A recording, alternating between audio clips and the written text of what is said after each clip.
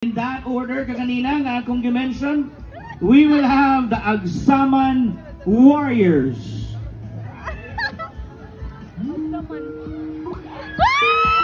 Balita ko Miss Best next week. Uy, saan sa likod, Best? Si Mario Acero uban sa iyang team na na-21 ka agenda nga plano para sa kalambuan sa Sibagat. Ay, katotoo, businessman na dagha-investor. Excited na ko, Best, sa tinuod niya kalambuan diri sa Sibagat. Excited na dito mo uli para madoon ako sa pamilya na ako mag-negosyo. See you po, Best! Bye-bye!